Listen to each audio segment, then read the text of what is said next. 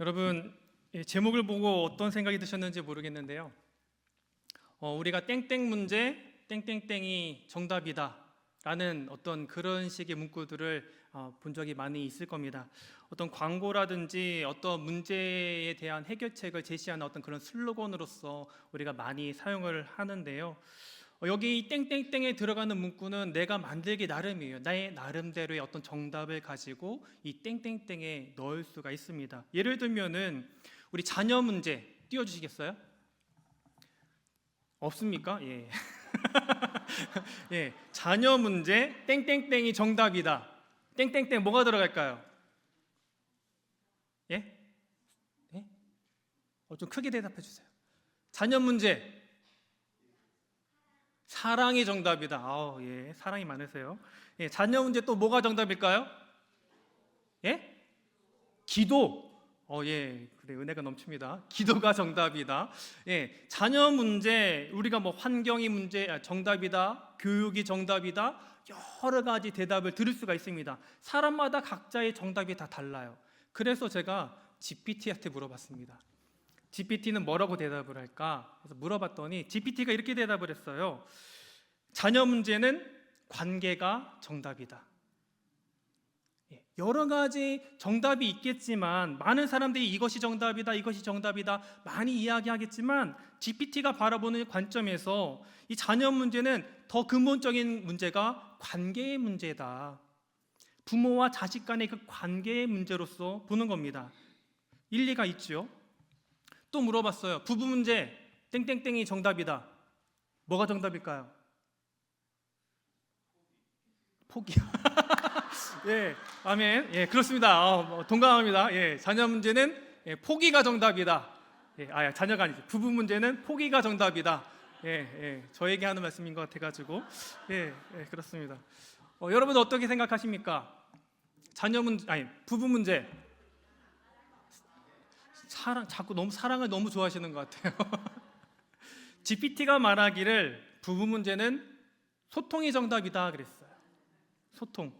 부부 사이에 뭐 우리가 성격 차이가 문제다, 경제가 문제다, 환경이 문제다, 뭐 여러 가지가 이제 문제가 있겠지만 이것에 대한 정답은 서로에 대한 마음을 알지 못하기 때문에 이해해 주지 못하기 때문에 그 갈등이 커진다라는 거예요. 그러니까 우리가 흔히 알아서 이해하겠지, 굳이 말 안 해도 되겠지라고 하는 어떤 그런 마음들이 사람의 마음을 상처 있게 만들더라는 거죠. 그래서 소통이 중요하다. 공감, 경청, 인정 이런 것들이 있을 때에 그 관계의 문제가 회복이 되어지고 부부간의 문제가 살아날 수 있다라고 이야기를 한 겁니다. 그럼 운동선수는 뭐가 정답일까요? 예? 연습, 비슷하게 훈련, 또 체력, 노력. 운동선수는 기본기가 정답이다라고 대답했습니다. 운동선수가 아무리 운동을 잘해도 이 기본기에 소홀하다 보면은 어느 순간 기량이 떨어지더라는 거예요. 왜 기본기가 중요합니까? 기본기는 말 그대로 기본기예요. 이 기본에서 모든 고급 기술들이 파생되어져 나가는 겁니다. 내가 고급 기술만을 원하고 더 높은 기량만을 원해서 더 높은 차원의 어떤 훈련들을 자꾸 해나가다 보면은 어느 순간 기본기를 잊어버리더라는 거예요. 이 기본기가 왜 중요하냐? 위기 순간에 중요한 겁니다. 내가 어려운 문제, 어려운 상황 가운데 있을 때에 기본기가 탄탄한 사람은 그냥 하던 습관대로 그것을 넘어가게 되는 거예요. 슬럼프가 찾아왔어요. 그러나 그 슬럼프를 내가 늘상 하던 그 기본기대로 쭉 하다 보니까 어느 순간 그냥 넘어가게 되는 거죠. 그러나 이 기본기를 소홀히 한 사람은 이 슬럼프라든지 내 삶의 어떤 큰 문제를 넘어서는 게 너무나도 힘이 들더라라는 겁니다. 사실 저는 모든 문제에 있어서 이 기본이 정답이다라고 생각을 하고 있습니다. 이 기본, 기초, 이건 사실은 너무나도 쉬운 거예요. 여러분 다 알고 있는, 누구나 다 알고 있는, 누구나 다 금방 익히고 따라할 수 있는 것, 어린아이부터 어른에 이르기까지 모두가 다 습득 가능한 것, 어떻게 보면 기본은 그런 것들이에요. 근데 어느 정도 경지에 이른 사람들에게 물어보면은 이 기본만큼 어려운 것이 없다라고 이야기를 합니다. 기본을 지킨다라는 것, 이게 너무 힘들다라는 거예요. 이거 기본을 지키지 않으면 나의 기량이 금세 떨어지기 때문에 그렇습니다. 저희 교회에 가끔 이제 피아니스트들이 오셔서 피아노를 치고 가시잖아요. 그럼 그분들이 딱 와가지고 처음에 어떻게 할까요? 와, 좋다 라고 하겠죠. 그 다음에는 바로 앉아가지고 뭐합니까? 소리를 들어봐요. 그리고 계속 손을 풉니다. 늘상 하던 대로, 내가 언제 어디서 연주하기 직전에 늘 하던 그 습관대로 손을 푸는 거예요. 지난주에 구자원 목사님이 오셨잖아요. 아주 위에서 그냥 뛰어다니고 그냥 난리가 났는데 정말 저 되게 감탄했거든요. 어떻게 그렇게 뛰어다니면서 그 음정이 틀리지 않고 정확하게 딱 낼 수 있을까? 정말 대단하다라고 생각이 들었는데, 구자원 목사님이 처음에 오셔가지고 이제 음향 테스트를 쭉 했습니다. 어느 정도 테스트가 완료가 되고 나니까 그 다음에 뭐 하셨냐면 피아노 앞에 앉아서 소리를 내는 거예요. 무엇을 하셨을까요? 아예이오우 아예이오우 아예이오우, 이걸 계속 하는 거예요. 음이탈이 났어요? 다시 그 부분을 또 다시 하는 거예요. 아니, 가수가 아예이오우를 하다니요. 그 누구나 다 하는 거 아닙니까? 그런데 그 기본부터 하고 있는 거예요. 그게 나의 목을 푸는 습관이고, 이렇게 차근차근 해 나가야 다음에 공연을 할 때에 훌륭하게 할 수가 있기 때문에 그렇습니다. 나는 프로니까 이런 거 안 해도 돼 라고 생각한다면 어느 순간 삑사리가 날 수밖에 없는 거죠. 음악을 하는 사람들 사이에 내려오는 격언 같은 말이 있습니다. 하루를 연습하지 않으면 내가 알고, 이틀을 연습하지 않으면 비평가들이 알고, 사흘을 연습하지 않으면 관객이 안다. 연습이 얼마나 중요한지, 가장 이 기본기가 얼마나 중요한지를 이야기하는 그런 격언이죠.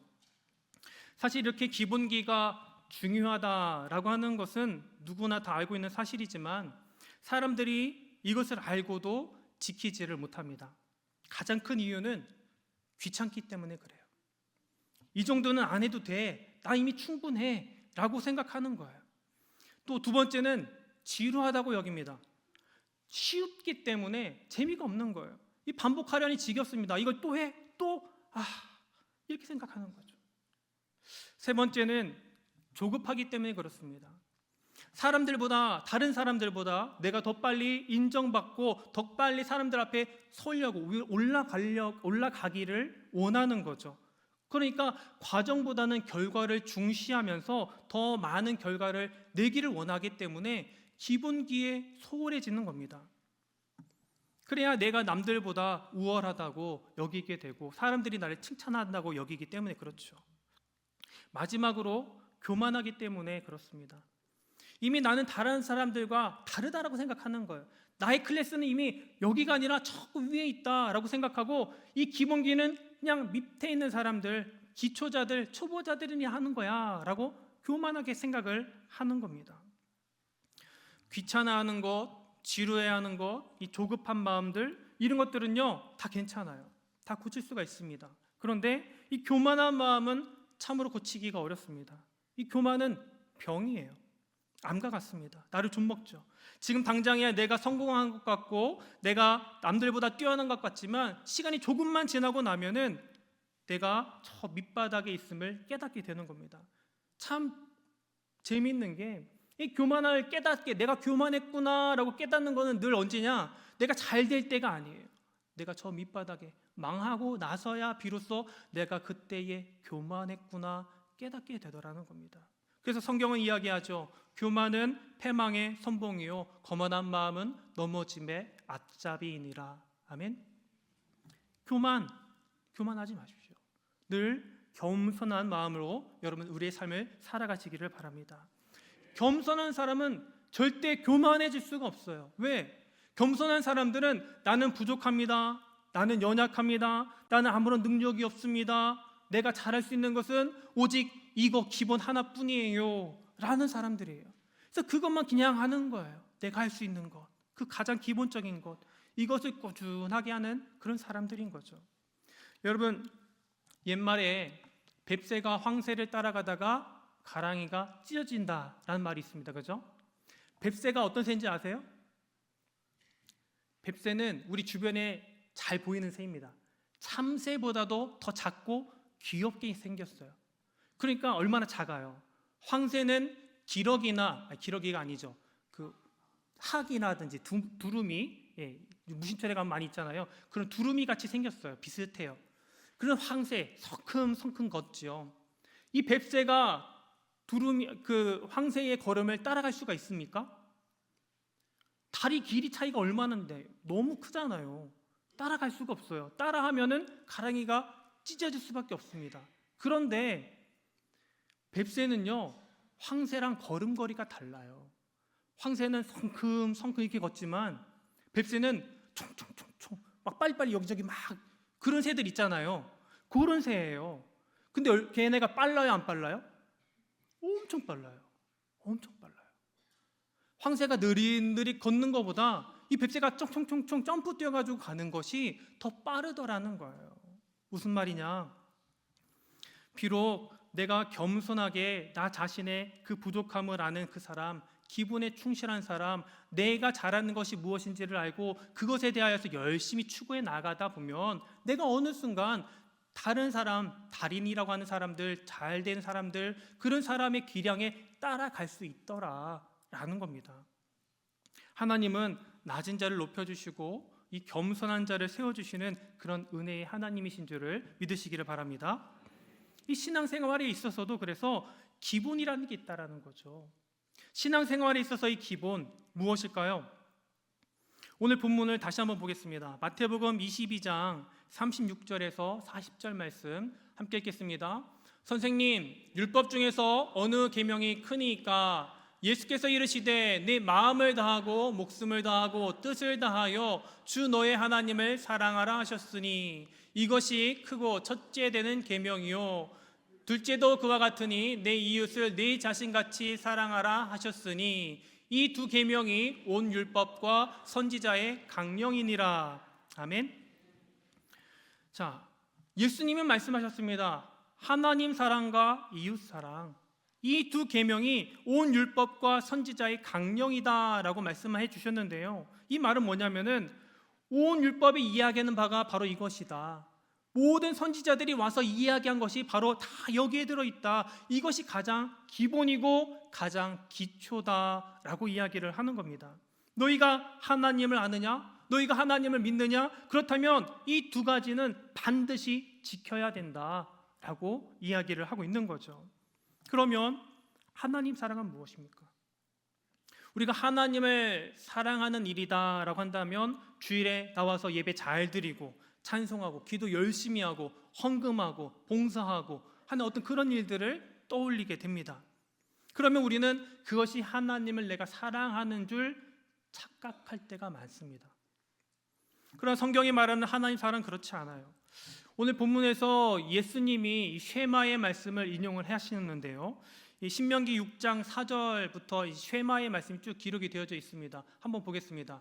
이스라엘아 들으라, 우리 하나님 여호와는 오직 유일한 여호와이시니 너는 마음을 다하고 뜻을 다하고 힘을 다하여 네 하나님 여호와를 사랑하라 그랬어요. 어떻게 해요? 최선을 다해서 네 마음을 다하고 뜻을 다하고 힘을 다하여서 하나님을 사랑하라는 거예요. 자, 그 다음 6절을 보겠습니다. 오늘 내가 네게 명하는 이 말씀을 너는 마음에 새기고 네 자녀에게 부지런히 가르치며 집에 앉았을 때든지 길을 갈 때든지 누워있을 때든지 일어날 때든지 이 말씀을 강론할 것이며 너는 또 그것을 내 손목에 메어 기호로 삼으며 내 미간에 붙여 표로 삼고 또 내 집 문설주와 바깥문에 기록할지니라. 아멘. 아니 왜 이렇게까지 복잡하게 하는 겁니까? 왜 머리에다가 이렇게 뭘 달고 손목에다가 띠를 매고 문설주에다 뭘 붙이고 왜 그래야 되는 겁니까? 얼마나 거추장스럽습니까? 근데 이렇게까지 해야 되는 이유가 있더라는 거예요. 10절입니다. 네 하나님 여호와께서 네 조상 아브라함과 이삭과 야곱을 향하여 네게 주리라 맹세하신 땅으로 너를 들어가게 하시고 네가 건축하지 아니한 크고 아름다운 성읍을 얻게 하시며 네가 채우지 아니한 아름다운 물건이 가득한 집을 얻게 하시며 네가 파지 아니한 우물을 차지하게 하시며 네가 심지 아니한 포도원과 감람나무를 차지하게 하사 네가 배불리 먹게 하실 때에 그랬어요. 그 다음 12절 너는 조심하여 너를 애굽 땅 종되었던 집에서 인도하여 내신 여호와를 잊지 말고. 한마디로 네가 가나안 땅에 들어가서 네가 애쓰고 수고해서 노력하여서 얻은 소산을 먹는 것이 아니라 노력하지 않는 그 소산물을 먹고 마실 때에 네 배가 부르고 네 등이 따신 그 순간에 나를 잊지 말아라 라는 거예요. 하나님을 기억하게 하기 위하여서 표로 삼고 미간에 붙이고 손목에 매어서 문설주에 붙여서 계속 바라보게 하신 겁니다. 하나님의 은혜를 잊지 말아라. 그 은혜를 꼭 기억해라 그랬는데 이스라엘 백성들이 잊었습니까? 안 잊었습니까? 까마득하게 잊어버렸어요. 가나안 땅 그 문화에 젖어버렸습니다. 하나님이 아닌 우상들을 섬겨나갔어요. 미간에 붙이면 뭐합니까? 손에 달면 뭐합니까? 집집마다 붙여놓으면 뭐합니까? 그냥 그것들은 장식품에 불과하지 않아요. 나를 뽐내는 도구로, 나를 예쁘게 꾸미는 치장하는 그런 도구가 되어졌을 뿐입니다. 하나님의 말씀을 기억하라 하셨는데 기억은커녕 그냥 나 자신을 드러내는 도구로 사용하고 있더라는 거예요. 은혜를 잊어버렸습니다. 은혜가 없었습니까? 하나님의 은혜는 이미 지금도 계속해서 흘러넘치고 있는데 하나님의 은혜는 잊어버리고 내가 원하는 대로, 내가 하고 싶은 대로 우상들과 여겨서 그렇게 살아가고 있는 거예요.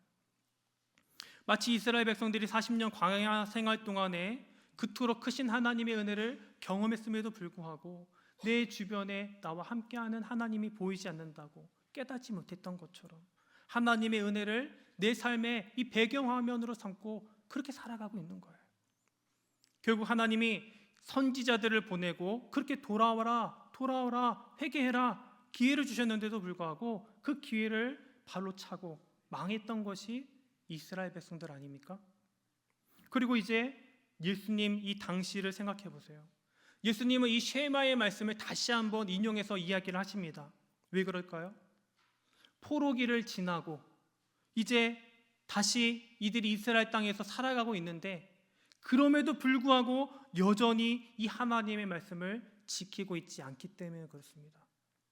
이게 기본인데, 이게 기초인데, 이게 없어서 망했는데 지난 이후에도 여전히 이것을 지키고 있지 않더라라는 거예요. 당시를 보십시오. 이 바리새인들이 있습니다. 어떻습니까? 정말 열심히 신앙생활한 사람들이에요.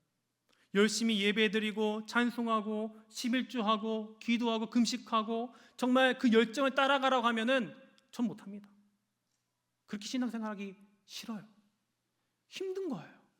그러나 그렇게 열심히 신앙생활을 했는데 예수님이 이들에게 뭐라고 이야기합니까? 이 독사의 자식들아, 회칠한 무덤 같은 사람들아 라고 책망하셨어요. 겉만 번지르라고 그 속에는 썩은 것이 가득하다고, 악독이 가득하다고 책망하신 거예요. 예배하고 기도하고 찬송하는 거, 헌금 드리고 봉사하고 하는 거 다 좋습니다. 그런데 그거보다 더 중요한 것이 있으니 바로 그것을 행하는 우리의 마음이라는 거예요.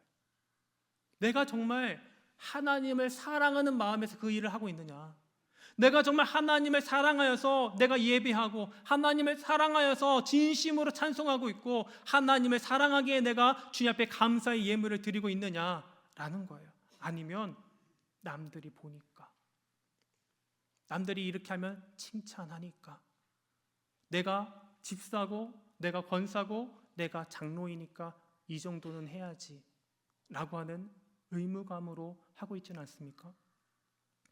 여러분, 신앙생활이라는 것은요, 의무감으로 해서는 안 됩니다. 남들에게 보이기 위해서 하지 마십시오. 하나님을 사랑하는 마음에서 우러나오는 마음으로 자발적으로 그 일을 해나갈 수 있게 되기를 간절히 축복합니다. 그렇지 않으면 너무 피곤한 거예요. 우리가 세상에서도 얼마나 지치고 피곤합니까? 근데 교회에 나와서도 왜 그렇게 피곤하게 신앙생활을 해요? 그렇게 할 필요가 없다라는 거죠. 정말 우러나오는 마음으로, 진실한 마음으로 하면은 기쁘고 즐겁고 행복하지 않겠습니까? 정말 하나님을 사랑하는 그 마음으로 하시기를 간절히 축복합니다. 내게 주신 하나님의 은혜를 기억하고 그 은혜에 감사하면서 감격하면서 기뻐 춤추며 그렇게 하나님을 찬송한다면 오늘 이 자리, 이 금천교회에 예배하는 모든 사람들에게 하나님이 주시는 은혜와 사랑이 가득 넘치게 될 줄 믿습니다. 그렇게 하나님을 찬송하며 영광 돌리는 것이 바로 저와 여러분이 되시기를 간절히 축복합니다. 그럼 두 번째로 이웃사랑은 무엇일까요? 레위기 19장 34절에 이렇게 이야기합니다. 너희와 함께 있는 거류민을 너희 중에서 나은 자같이 여기며 자기같이 사랑하라. 너희도 애굽 땅에서 거류민이 되었느니라. 나는 너희의 하나님 여호와이니라 라고 말씀하고 있습니다. 여기 레위기 말씀에서 보면은 이웃사랑을 구체적으로 언급하고 있는 그런 구절입니다. 여기에 거류민이 나오는데요, 이 거류민을 뭐라고 이야기하냐면 히브리어로 게르라는 단어를 씁니다. 이 단어는 외국인을 뜻하는 말이에요. 외국인이라는 거예요. 그러니까 시민권이 없는 사람입니다. 당시에 이 중동에서 시민권이 없는 사람들은 사실 보호 대상이 아니에요. 거기에 살고 있지만 시민권이 없기 때문에 그냥 보호 대상이 아닙니다. 어떻게 보면은 착취의 대상이에요. 그런데 오늘 성경은 이야기하기를 그런 외국인들을 보호하라는 겁니다. 자국인들처럼 여기라는 거예요. 보호의 대상으로. 시민권자는 아니지만 시민권자처럼 대해줘라 라는 것이죠. 그래서 너희 중에서 나은 자같이 여기며 라고 이야기를 하고 있는 겁니다. 이 말씀은요, 그게 아닌데 그렇게 여겨라 라고 거짓말하는 어떤 그런 말이 아니라 자격이 없지만 자격이 있는 사람처럼 여겨라 라는 거예요. 이것이 바로 이웃사랑입니다. 저 사람은 나의 사랑을 받을 자격이 없지만 그러나 그 사람을 사랑하라 라는 거예요. 여러분들 주변에 꼴보기 싫은 사람 있어요, 없어요? 많으신가 봐요. 있어요. 이유 없이 싫은 사람이 있더라니까요. 그냥 싫어요. 그럼 그 사람 사랑해야 돼요, 안 사랑해야 돼요? 이렇게 대답이 사랑해야 돼요. 여러분, 사랑해야 되잖아요. 이게 하나님의 말씀이고 하나님의 명령이잖아요. 그렇죠? 이게 신앙생활의 기본이라고요. 그런데 왜 사랑하지 않습니까? 왜 떨떠름합니까? 나의 사랑을 받을 자격이 없어요, 내가 볼 때에. 그러나 그 사람을 사랑해 주는 것, 이것이 바로 이웃사랑이에요. 본문에서 거류민은요, 나랑 친한 누군가가 아닙니다. 사람들이 꺼리는 사람이에요. 소외되고 외면받고 있는 그 사람. 그러니까 내가 사랑하는 내 주변의 친구들, 이웃들, 그런 사람이 아니라는 겁니다. 그런데 내가 꺼리는 그 사람, 다른 사람들이 다 싫어하고 외면하여 버리는 그 사람에게 다가가서 그 사람을 마치 나의 식구처럼, 나의 가족처럼 나를 사랑하듯이 그렇게 사랑하라 라고 이야기를 하는 겁니다. 생판 모르는 남을 그렇게 할 수가 있겠어요? 못하죠. 그렇게 하기 힘듭니다. 안 됩니다. 그러나 그렇게 해야 되는 거예요. 왜요? 주님이 나를 그렇게 사랑하셨기 때문에 그렇습니다. 여러분 잘 생각해 보세요.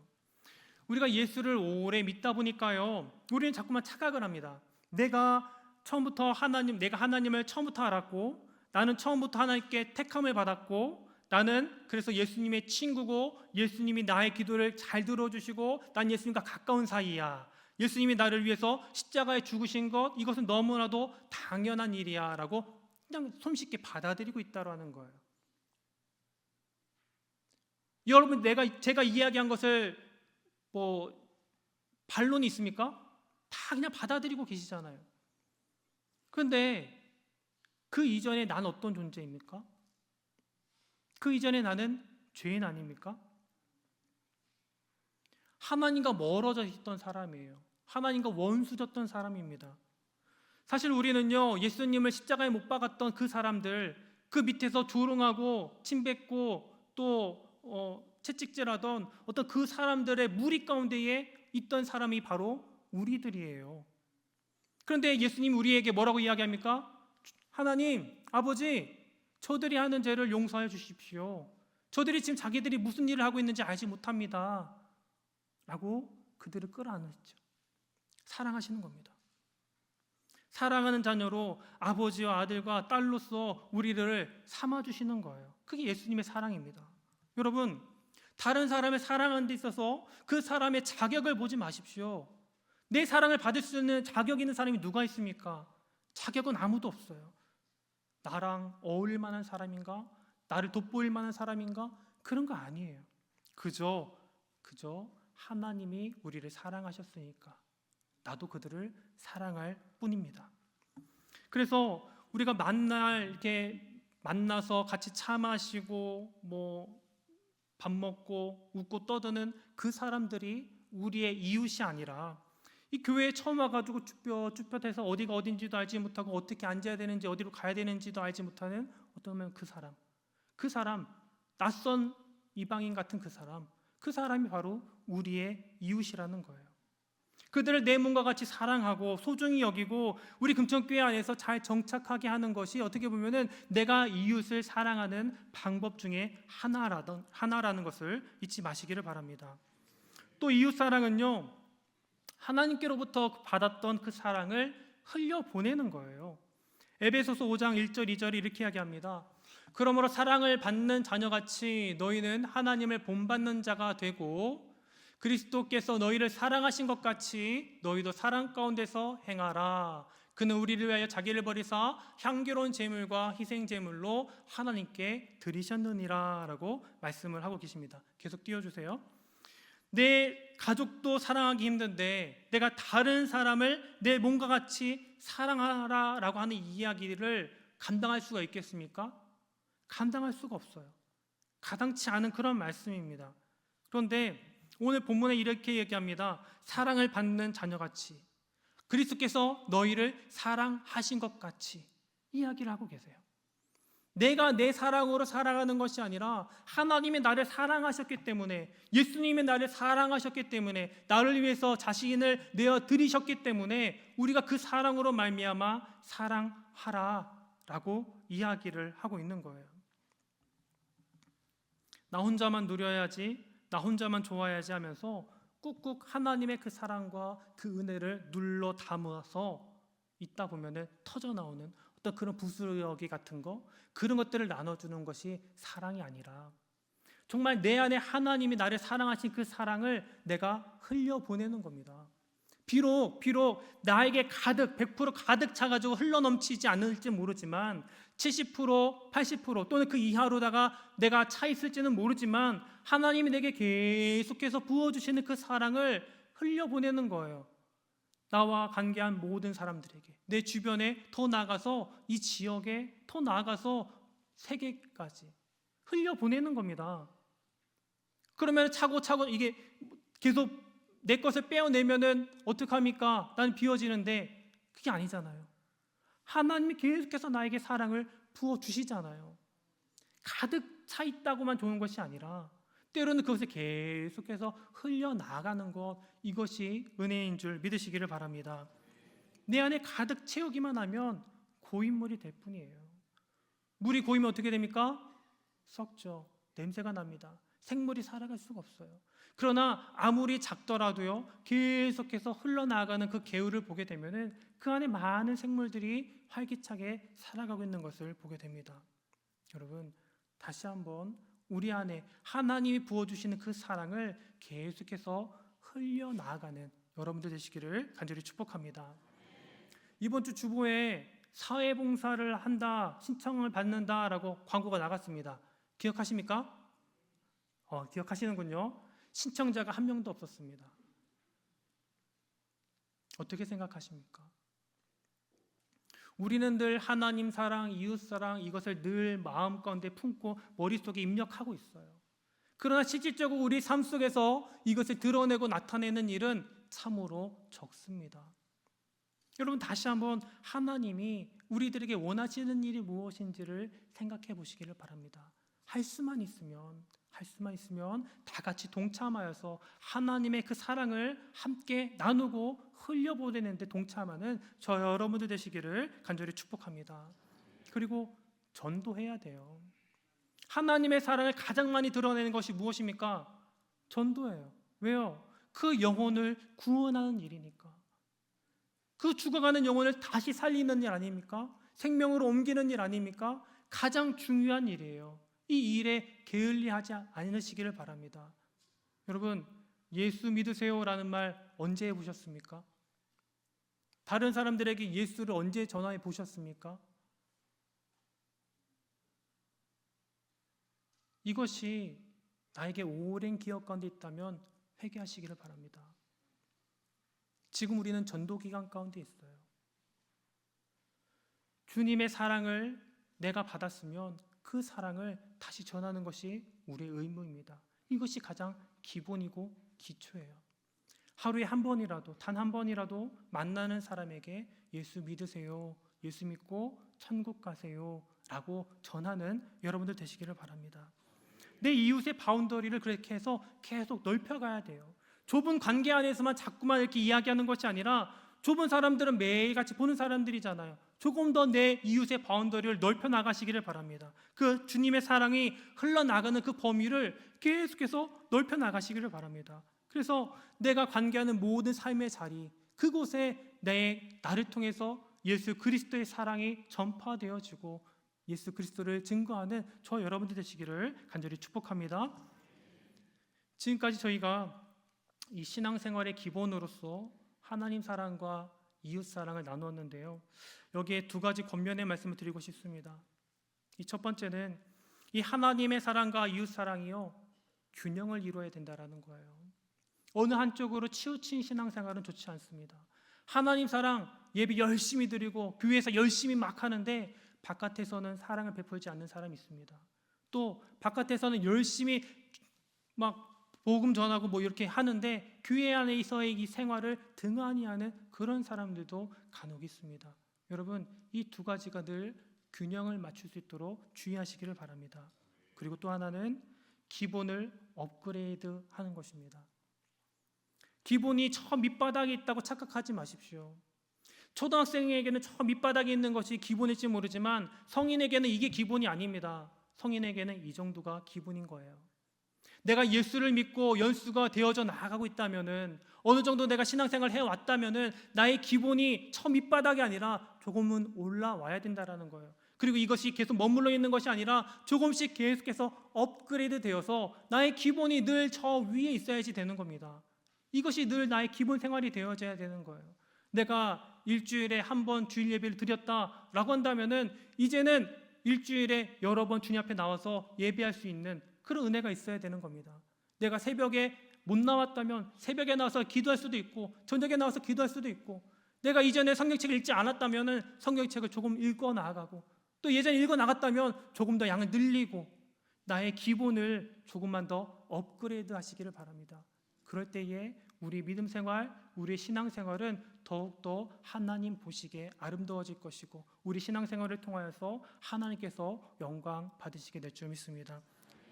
다시 한번 하나님의 은혜를 간절히 사모하시고 하나님이 나를 얼마나 사랑하셨는지 그 사랑을 마음가운데 품으시고 많은 이들에게 주 예수 그리스도의 사랑을 나누는, 그래서 그 모든 것이 나의 기본 신앙 생활이 되어지는 저 여러분들 되시기를 간절히 축복합니다.